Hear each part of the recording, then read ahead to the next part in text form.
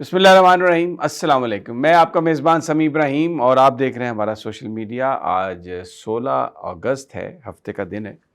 P T I نے پورے ملک میں آج اپیل کی ہے کہ قائد اعظم اور علامہ اقبال کی تصاویر لوگ لے کر باہر نکلیں، گاڑیوں پر لگائیں، اپنے دروازوں پر لگائیں، اپنی جو واٹس ایپ ان کی ڈی پیز ہیں اس پر لگائیں، کیونکہ وفاقی حکومت نے جو 14 اگست کے اشتہار دیے تھے ان میں علامہ اقبال اور قائد اعظم کی تصویر کو نظر انداز کیا تھا، جس پہ پورے ملک میں بڑا ایک ریئیکشن اور یہ کہا گیا کہ یہ کس طرف لے جا رہے ہیں، اور جو ہمارے فاؤنڈرز ہیں ان کی تصاویر کو ہٹانا یہ بڑا انٹریگنگ نظر آ رہا تھا۔ تو آج اس حوالے سے پی ٹی آئی کا اعلان ہے، اور میں دفتر آتے ہوئے میں نے دیکھا کچھ لوگوں کو جنہوں نے اپنی گاڑیوں پر تصاویر لگائی ہوئی تھیں قائد اعظم کی اور علامہ اقبال کی، اگرچہ ابھی صبح کا وقت تھا اور یہ کوئی بہت زیادہ بڑی تعداد میں لوگ نہیں تھے، لیکن میں نے دیکھے چند لوگ جو چل رہے تھے۔ ابھی لیٹس سی جیسے دن انفولڈ ہوتا ہے تو پتہ چلے گا۔ دوسری جو سٹوری ہے وہ آج KPK کی سٹوری ہے۔ وہاں پہ تقریباً 350 سے زائد ہلاکتیں ہوئی ہیں گلگت بلتستان میں، آزاد کشمیر میں اور KPK میں۔ طوفانی بارشیں اور اس قدر وہاں پر تباہی ہوئی ہے، اللہ تعالیٰ رحم فرمائے۔ دیہاتوں کے دیہات جو ہیں وہ بہہ گئے ہیں، اور پتھر اتنے اوپر سے نیچے آئے ہیں پانی کے ساتھ اور گھروں کے اوپر گرے ہیں کہ ان پتھروں کے نیچے آ کر لوگ جو ہیں ان کی جانیں گئی ہیں۔ ایک ہیلی کاپٹر بھی KP حکومت کا تباہ ہوا، جو ریسکیو کے جو کام ہیں ان کو اس میں مدد کر رہا تھا۔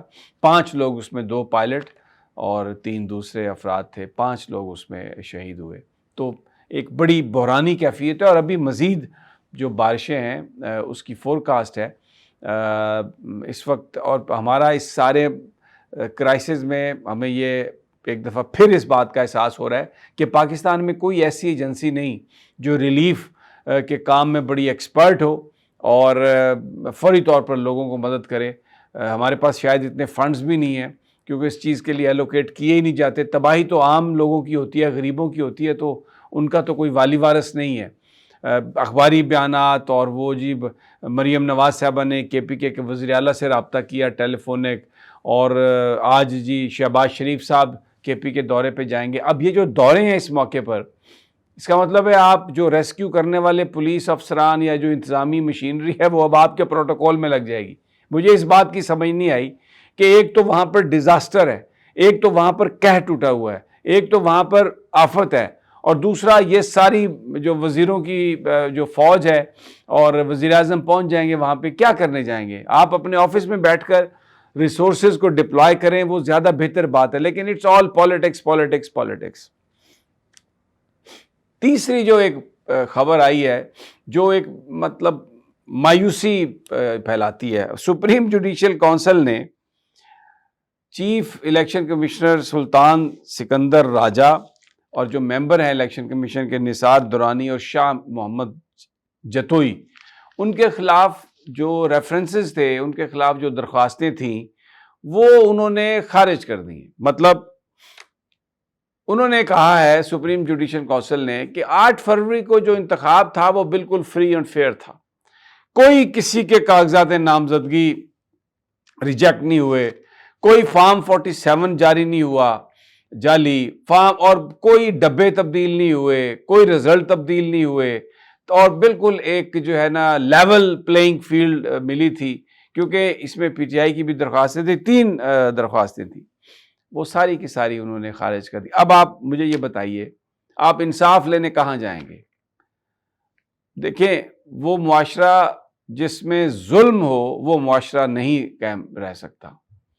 تو یہ اس وقت آپ دیکھیں کتنے لوگوں کو اٹھایا گیا، نامینیشن پیپرز فائل کرتے وقت ان کے تصدیق کنندگان کو، تجویز کنندگان کو، لوگوں کو روکا گیا، اور پھر الیکشن والے دن جس طرح سے ہوئی ریگنگ، پھر اس کے بعد جو نتائج جس طرح سے آئے، جس طرح الیکشن پٹیشنز کا فیصلہ نہیں ہوا، اور جس طرح الیکشن کمیشن نے ایک جانبدار کردار ادا کیا، سپریم جوڈیشل کونسل نے آج کلین چٹ دے دی ہے۔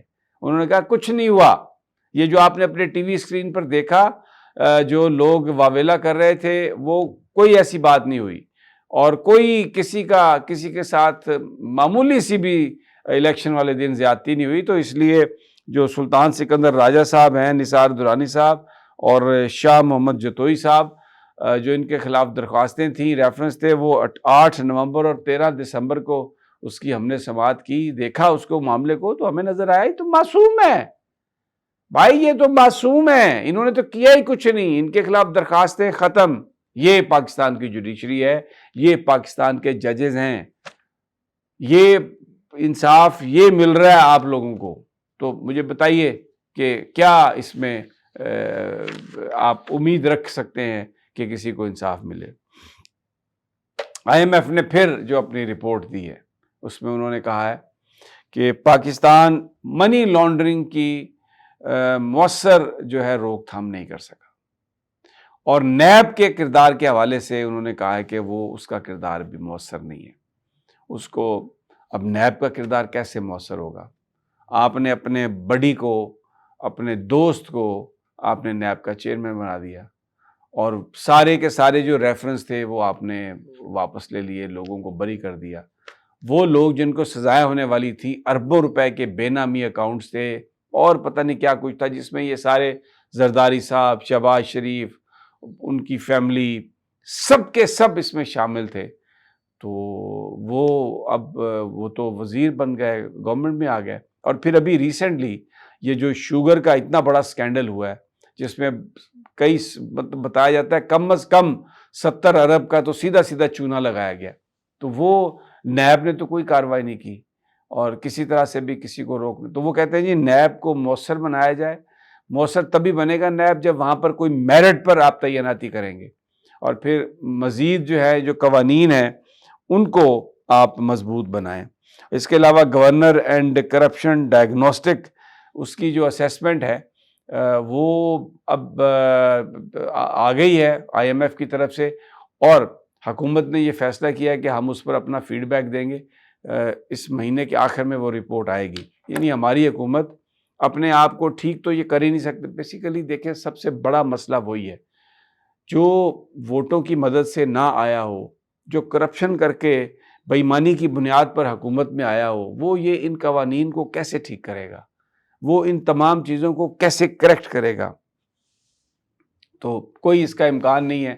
لیکن کیونکہ پولیٹیکلی جو ہے اس وقت ہم ویسٹ کی ضرورت کو پورا کر رہے ہیں، اس لیے IMF نے اعتراض وغیرہ تو کیے ہیں، نشاندہی تو کی ہے، لیکن میرا نہیں خیال کہ اس حوالے سے وہ کوئی بڑا کوئی فیصلہ کر سکیں گے.